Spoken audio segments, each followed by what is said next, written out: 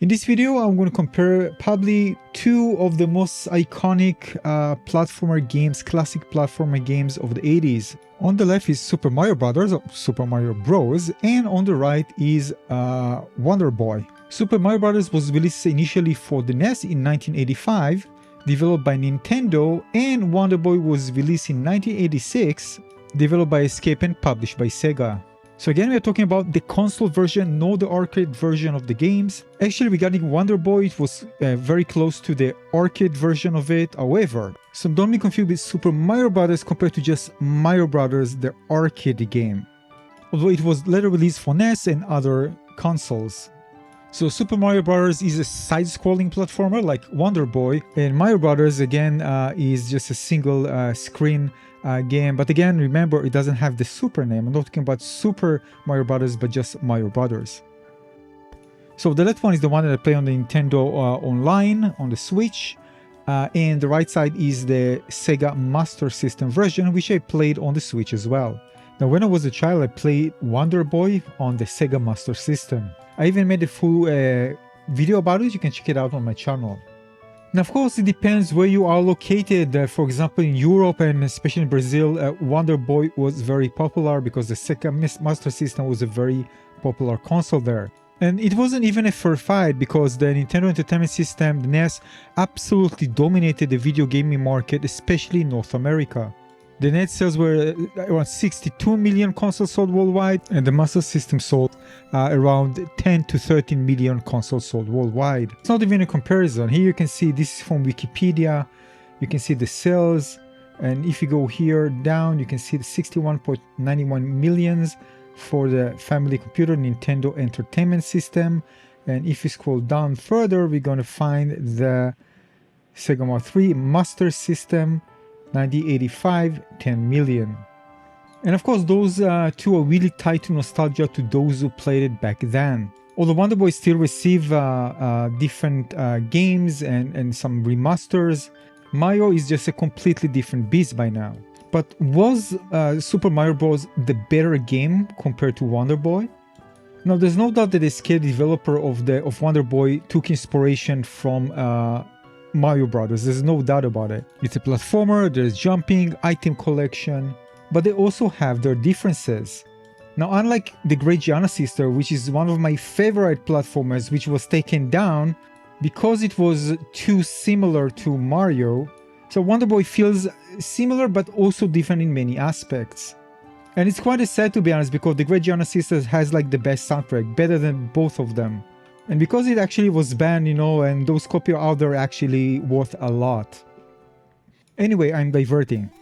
Now, Super Mario Bros. Set the gold standard for platformer mechanics. Mario's core mechanics are tightly tuned, running, variable high jumping, ducking, and crucially, the acceleration and deceleration that grant the game a real sense of physics despite the NES limited hardware. Mario's moveset also is extended by power-ups, becoming Super Mario enables block breaking and allows an extra hit. Fire Mario introduced range attacks, and the Starman delivered brief invincibility and quickened music. So the power-ups not only grant new abilities, but also visually transform Mario, giving clear feedback and reinforcing the player's progress. Now, Wonder Boy's design is built around immediacy and urgency. The protagonist, called Tom Tom, is always racing against a depleting vitality health bar, which is both a time limit and a kind of starvation mechanic, which you can replenish it by collecting fruit. Now, instead of Mario's elegant stacked power-up system, Wonder Boy offers discrete temporary boost, like the hammer, for example, which is a projectile weapon, the skateboard that grants speed and single hit armor, and the angel, which is brief invulnerability. These upgrades remain active only until death or a short time expires. This again, as I mentioned, inject kind of urgency and quick decision making. So in general, both employ straightforward controls, but Wonder Boys are a touch more rigid and prone to slippery momentum. Now, this of course deliberate to also increase challenge, especially in the later ice challenge levels. Super Mario Bros.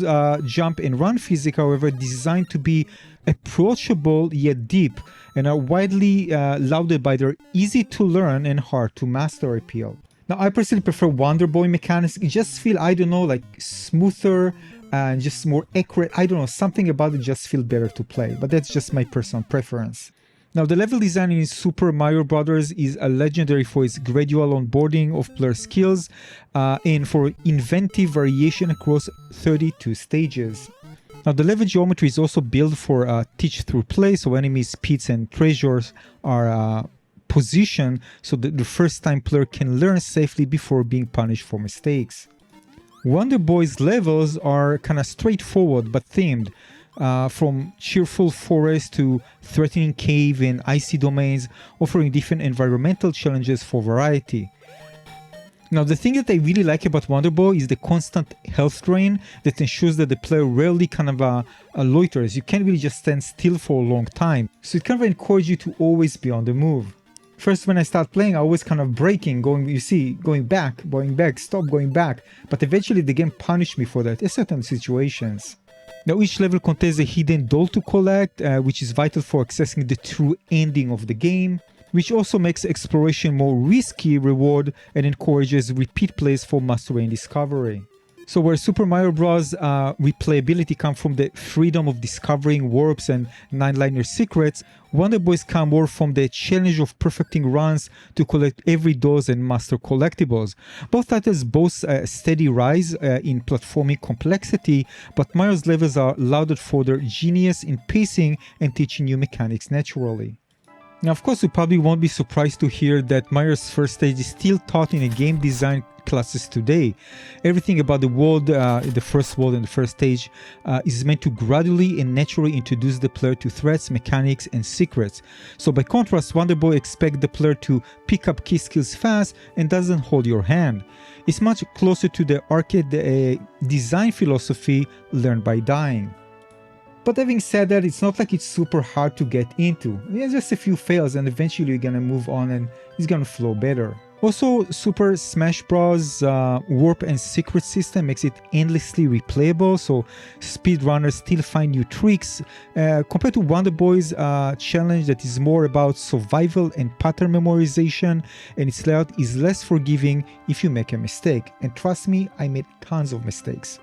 One time I told myself, come on, are you kidding me? This is harder than Sekiro. I die in these games more than, by the way, I die in Souls-like games. Crazy.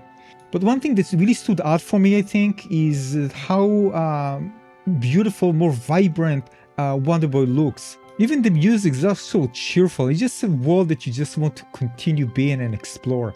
Let's just look and listen to it for a moment.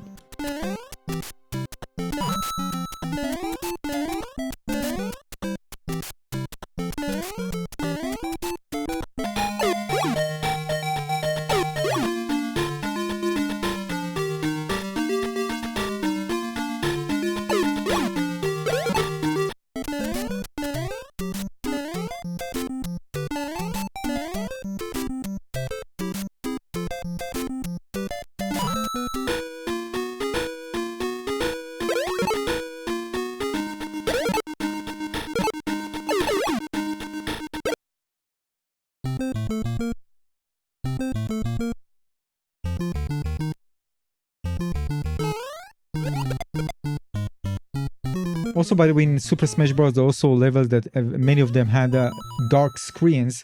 And by the way, many of the arcade games at the time actually had dark screens. So Wonder Boy really felt, especially when you are a child, you see beautiful, lively cars, just so inviting. And by the way, both games look better, of course, if you play them on CRT rather than an LCD. With this feature available, by the way, both on the Nintendo Switch, so you can create kind of a CRT-like look for any game that you play there, and it's actually much better, so I do recommend to turn it on. Just give more kind of a three-dimensionality and roundness to objects, just look better. Even the solid color, because of the textures of the line, doesn't look boring anymore. It kind of had depth or volume. And also by the Wonder Boy, which I have a collection for the Nintendo Switch, and this is not the original game, this is a Dragon Strap, but you can actually see the effect here. Overall, I prefer Wonder Boy, by the way, both visuals and also animation, which are very smooth animation loops compared to the limited frames of Super Mario Bros. I also like just the colorful, detailed sprites and environments, and also bigger variety, so it stands for all the objects and elements in the game. Now, to be honest with you, it's not really that fair. I might say it's to a certain degree. Because from a purely technical standpoint, the Sega Master System was significantly more powerful than Nintendo Entertainment System in several key areas. It has CPU that ran at 2 times the speed of the NES processor. It allowed for faster calculations, of course, because of that. It also featured 4 times more RAM, but then I mean 8 kilobytes versus 2 kilobytes. 8 times more video RAM, 16 kilobytes versus 2 kilobytes, which gave, of course, developers much more memory for game logic and graphics, and the graphical advantage was the biggest difference. So while the Master System, Sega Master System could display 32 colors on screen at once, compared to the NES's 25, the crucial fact is that each 8x8 graphic style on the Master System could use 16 different colors, which is 4 times more color detail per tile than the NES, which was limited to just 4. So this resulted in a more vibrant, colorful and detailed game worlds with less of the sprite flickering that plagued the Nintendo Entertainment System. Now regarding music, by the way, sound effects and everything, still think that in Super Mario Brothers, the audio is just thematically synchronized better. But still, when it comes to retro games, again, the music just opens up so many memories, and this is something that you can't just replace. It's just embedded in your brain. For me, Wonder Boy music will forever be like something that I will forever cherish because it just highlighted so many memories when I was a child. Oh, those beautiful memories. So I think it's a sin actually just, mentioning one over the other, but personally I just prefer playing Wonder Boy over Super Mario Brothers, to be honest with you, because it's just, well, more fun for me. But of course, when you come to success, it's not even a comparison. I still think that Wonder Boy's success shouldn't be understated. It was a mainstay of arcades and ported to multiple consoles and computer platforms. Licensing issue, by the way, led to its reincarnation as Adventure Island for the NES, which I talked in my previous video, and later sequels, particularly the Monster World series, were genre bending, mixing platforming with RPG elements, and the branching and the adaptability actually helped keep Wonder Boy relevant to a dedicated fan base. Actually, my favorite Wonder Boy games are actually not this one. Monster World and Dragon Traps are my favorite. And of course, everybody is honest, you can clearly see that only Super Mario Bros. Reached the true mythic cross-cultural status, permitting not just games, by the way, but society at large. And it's still delivering amazing games with the main character until this day. So there's no contest here. Mario transcended games to become the face of a company, a console, and even an entire entertainment generation. So Super Mario Bros. Is then an unequivocal winner in cultural impact, setting the gold standard for what a mascot and franchise can achieve. So whether you see anywhere things discussed about, the best games of all time, you can be pretty sure that Super Mario Bros. Is going to be in that list. But from a pure arcade perspective, both are fun, challenging and technically impressive for their time. But Super Mario Bros. Accessibility, depth and design set the standard. Wonder Boy, by contrast, finds its greatest accolades in its sequel's innovation, not the arcade original. So in general, well, Super Smash Bros. Is the all-time champion of the platformer genre. I think very few will argue against that. However, we can again not mention Wonder Boy. Again, I'm talking about now the 1986 version that I played on the Sega Master System. This is something that I definitely consider a gem that should not be overlooked, and if you haven't played that, I definitely recommend doing so. It delivers a fantastic, challenging arcade action, gorgeous, absolutely gorgeous 8-bit graphics, and many developers were inspired by that for their future console games that came after. So final words about that. Again, both games remains pillars of retro gaming. Both deserve their place in the halls of video game greatness, with Super Mario Bros. As the global heavyweight and Wonder Boy as the beloved cult contender.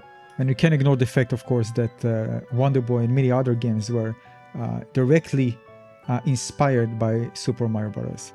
So I want to hear your opinion, by the way, about these two. Which one you prefer, which one you think is better. I want to hear your thoughts in the comment section. Thanks for watching.